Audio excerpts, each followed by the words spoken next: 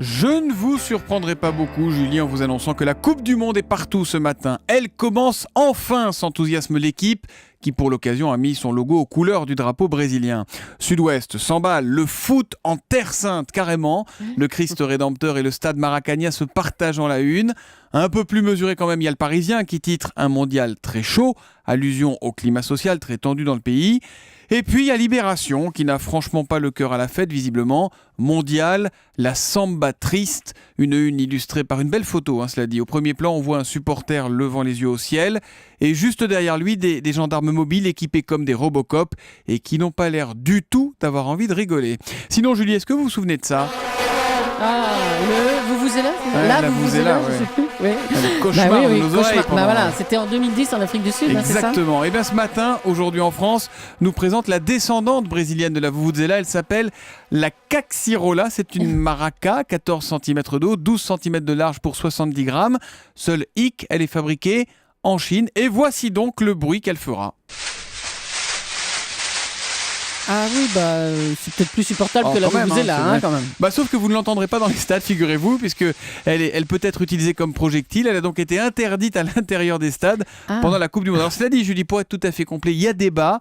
Nos envoyés spéciaux au Brésil nous signalent que ce sera non pas la Caxirola, mais la corneta, sorte de petite trompette qui sera la star du mondial. Écoutez la corneta. Oh là, ça fait un peu. En tout cas, nos oreilles et nous serons très vite fixés. Je vous signale encore sur le sujet la une de 20 minutes aujourd'hui qui, à rebours de nos meilleurs souvenirs, titre non pas 1, 2, 3, mais 3, 2, 1, 0. Autre match en une du Figaro. SNCF intermittent, la CGT défie le gouvernement et met Valls sous pression. Le Figaro qui rappelle aussi leurs échéances aux candidats du bac. Et oui, ça approche, ça commence lundi.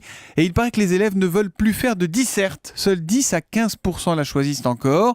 Ils lui préfèrent le commentaire ou alors l'écriture d'invention. Exemple, comme Colette, vous proposerez le portrait d'un être ordinaire. Résultat, bien souvent les élèves racontent leurs vacances, constatent résigner un enseignant. C'est entré en 6e, ça. Moi, si j'étais candidat, j'attaquerais ma copie par « Il s'appelait Didier D et s'était mis en tête de réaliser le rêve de tout un pays ». Vous voyez où je veux en venir ? Pas du tout. Non, pas du tout.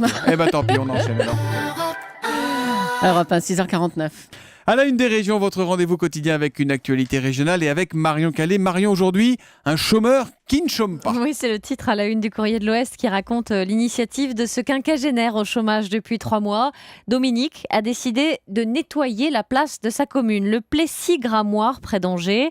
Dominique et 2 autres chômeurs s'y retrouvent donc tous les jeudis matins, armés de leurs pelles et de leurs râteaux pour éliminer les herbes folles.